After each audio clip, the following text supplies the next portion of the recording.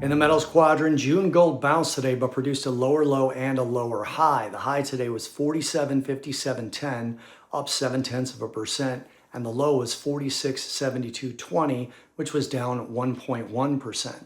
Today's high was a lower high versus yesterday, and today's low was a lower low versus yesterday, which in theory continues the rounding top gold seems to be forming. Gold looks to be finishing the day up 0.18% and finishing the week lower by a full 3%.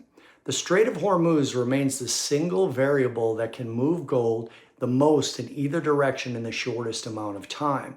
Iran's foreign minister is reportedly traveling to Islamabad today, and it has been reported that a U.S. delegation is headed there for face-to-face talks.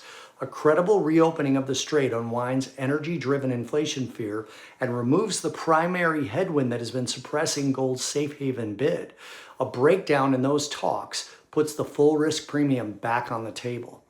The Federal Reserve decision Wednesday of next week is the scheduled risk event to watch for the gold contract.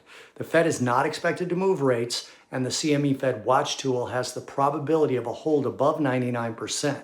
What matters is the statement and the press conference. If the chair acknowledges stagflation risk, slow growth, sticky inflation, that's a scenario where gold's dual role as an inflation hedge and a growth hedge gets repriced simultaneously.